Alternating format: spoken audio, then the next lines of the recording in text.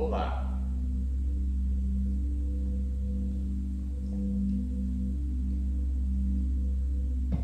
Today I want to talk about resurrection. Look, it's like I'm already in like a little cross on the window right here. The sun's coming in. Whoa! Looks pretty cool. Perfect.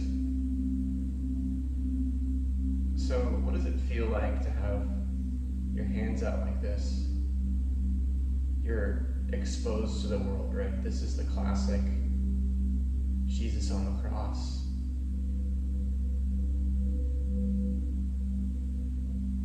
The resurrection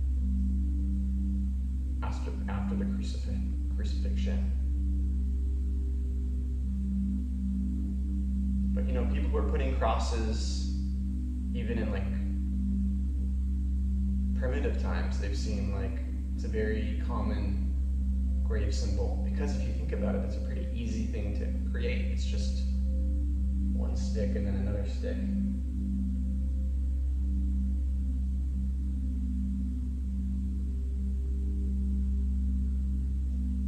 How I really found my connection to Jesus and the crucifixion was I was on LSD on a beach in Maui, and I was reading Be Here Now, and the page where Ram Dass is talking about, oh man, Jesus is on the cross and he's looking at the people, put his hand over there and put his hand on the other side, and he's going, wow, far out, man, like they don't know what they're doing, but I wish them nothing but love, and to love your enemies even through them crucifying you is like next level compassion. Father, they do not know what they've done, right? Even through being mocked and carrying a cross and then crucified. I'm still working through the dying for everyone's sins part of it, but to be crucified and to be reborn is pretty beautiful and far-fetched and amazing at the same time. And whenever I spend a lot of time with Christians, they always have their rebirth story, right? They don't claim to be Jesus, but I'd say probably 90% of the Christians I've met, at least on Maui or other places, are substance abusers or have emotional trauma, and they always have this dark moment in their life that's like, I was saved, right? And Jesus saved them. So it's this kind of rebirth space in their life where nothing else can help them, but this does. And that's great. I really think that's awesome. But it reminds me of Dr. Phil, and how you have this dad on Dr. Phil who's like, I was a heroin addict, and I did this, and I did that, and I was such a shitty dad. And then, now I'm a better person. And everybody in the audience claps and goes wild. And then they help him out, they give him other things, whatever, they celebrate him. And then you probably have some dad at home watching TV like, hey, I'm a pretty good dad, like, I've been pretty solid the whole time. Where's my Oprah celebration?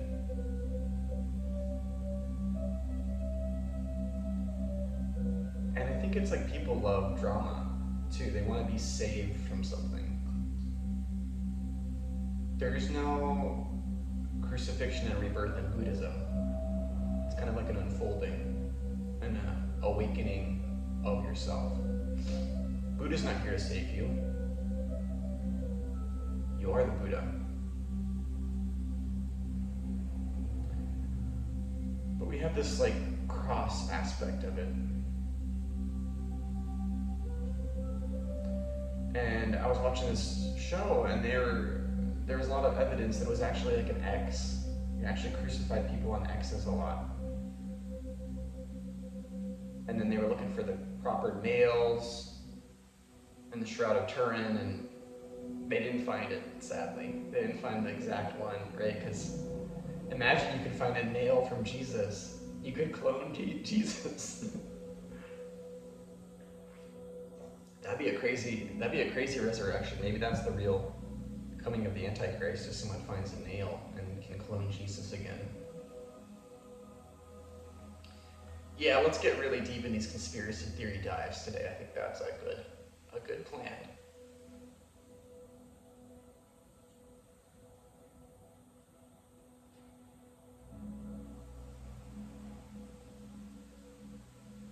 When I think about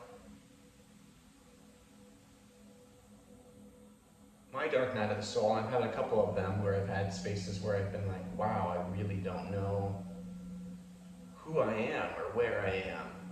And it's true ego death. And that can be through traumatic events or through drug use. And I've had spaces where I didn't know my own name. And I thought money was useless and aliens have invaded and other things like that. And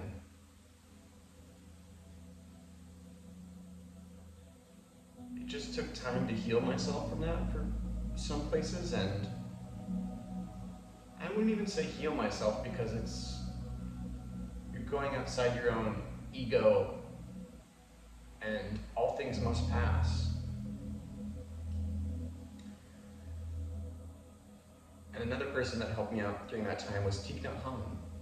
Listening to a lot of his very quiet, very slow, very deliberate talks, where it's more the energy of his persona that helped me through a lot of my spaces of challenge.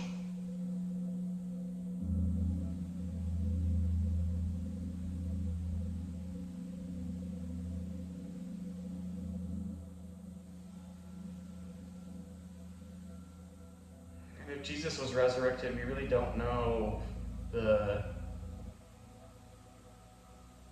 challenges he went through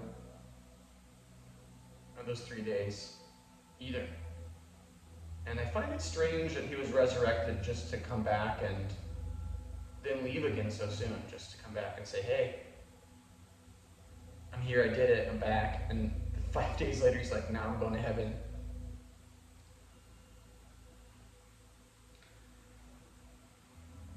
It would have been nice for him to stay on earth and teach for another like 50 years probably, and to really just like lay down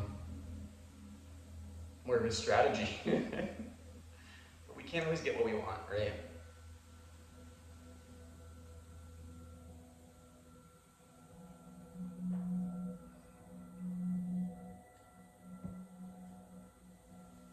When I think about the cross and resurrection, is you're kind of being laid bare before the world. And you know, Jesus was sacrificed, right? I mean, the Jews could have traded him for a murderer, and they didn't, according to the Bible.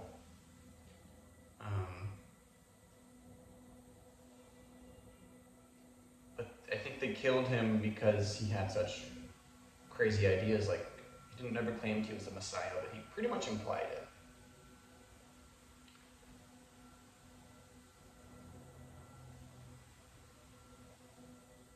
But it was a very different time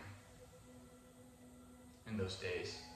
And there was different sets of moral guidelines and accountability that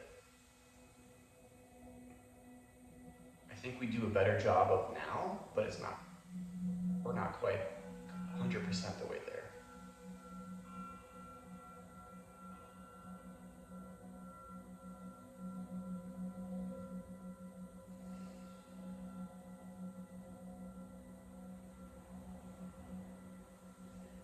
The challenge I see with people that are born again is they want to forget about their past life.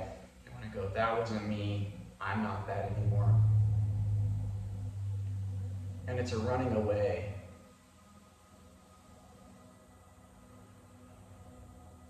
To be born again, that part has to die of you.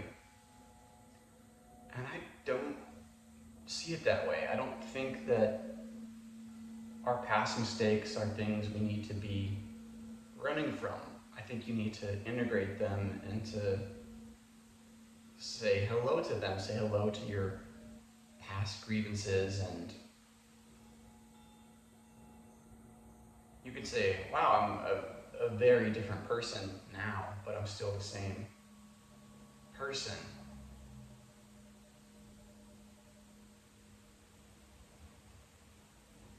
I mean, the cells in our body turn over, right? About every 7 years. I think there's some certain neurons that stay with you most of your life, but most of your cells in your body turn over. So you actually are pretty much a different person. But you have these memories that you've made and memories of people around you that you've affected.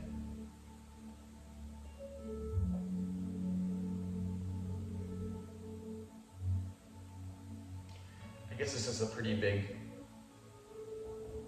question, which is it better to just cast off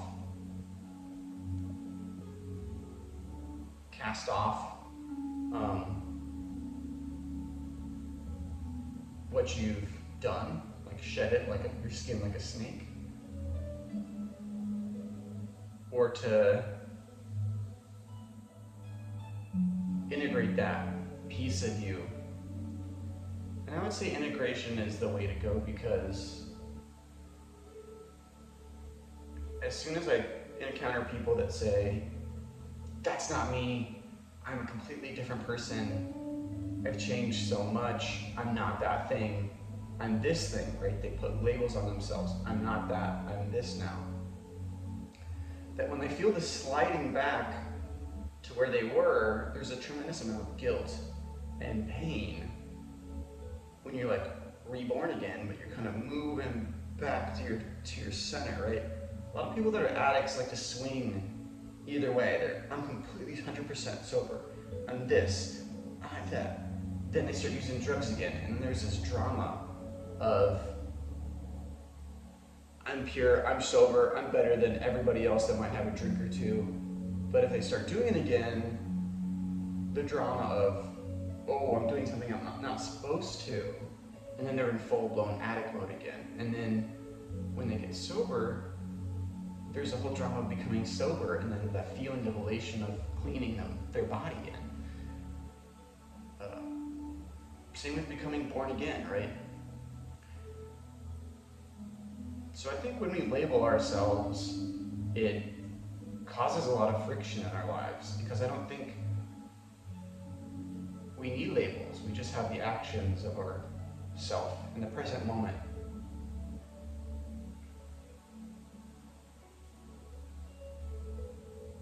And to be self-reflective, I don't think I have very addictive tendencies. I can do drugs or drink, and I'll get bored of them. But I know not to turn to them in times of pain or grief. And I know that it's better to sit with that and to raw dog your trauma, your emotions, versus numbing it.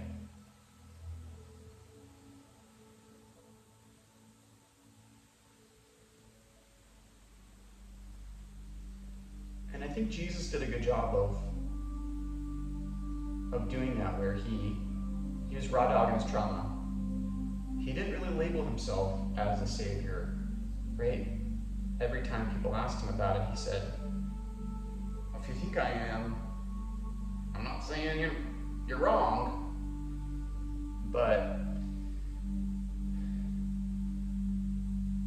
yeah, so the labels that we put on ourselves, right? These ego boxes we put ourselves into can really affect our behavior.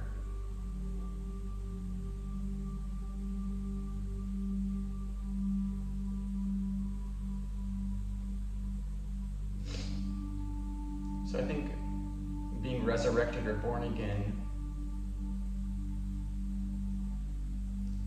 in a Christian humanistic sense,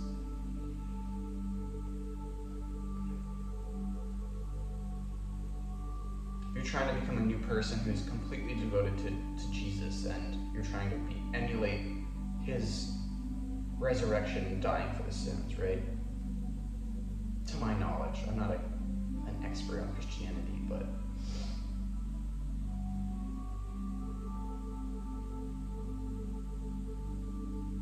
so there's a lot of emulation of Jesus, even though, you are yourself with Jesus and then God, and Jesus is this bridge to God. I completely understand that point.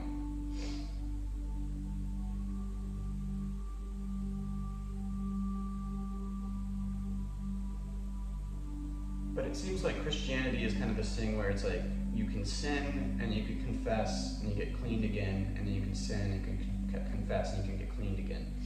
And I've seen this in a lot of Christians. Not every Christian, but it feels a little scapegoaty to me sometimes.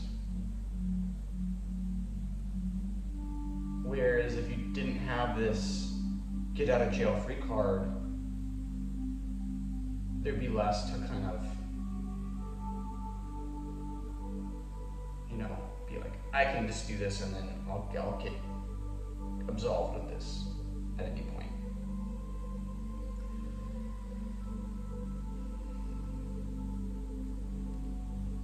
And then you talk about sin, and you talk about morality, and then you talk about our culture and global culture and what's sin, and we don't have to get into all that, but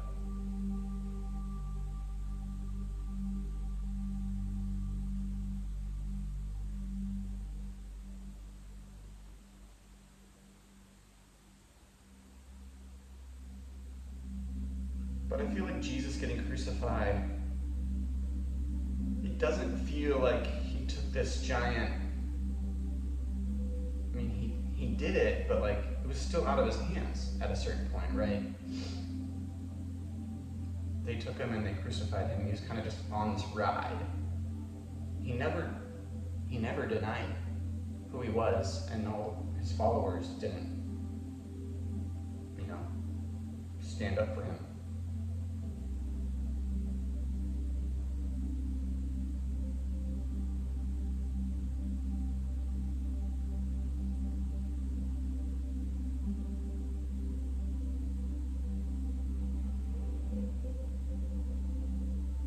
Yeah, perhaps it's just this great release and ego death and acceptance of a true crucifixion of your soul and your spirit.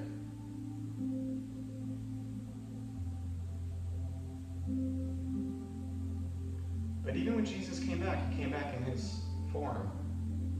There is some talk in the Gnostic Gospels that he came back as different people and would reveal himself, which I still need to read more about that. But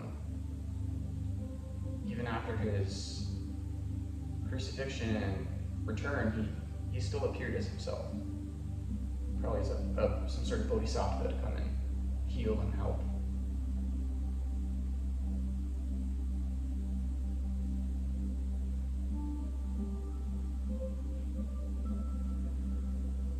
But I think for me, the cross and the crucifixion is something that will be more revealed to me as I learn more and I understand more of the world, and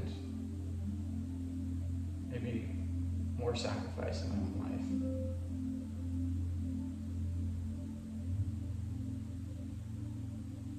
So yeah.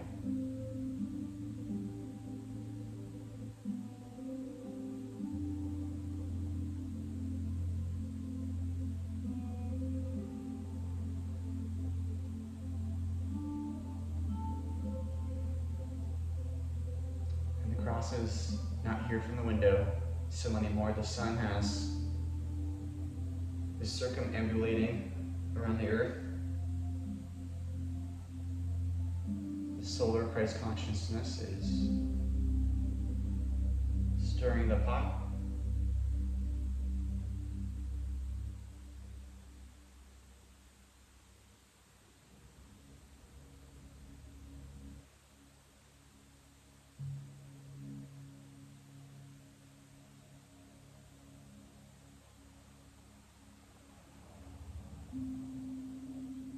And I think if Jesus did die for our sins and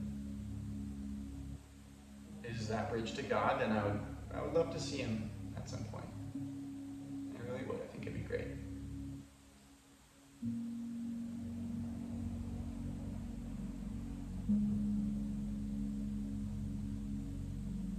And how do you become reborn?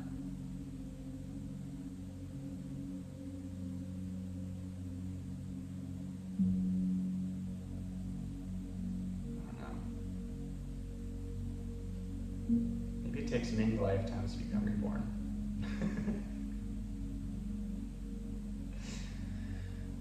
It's probably a good way to end it. Cheers. Cross. Let's go.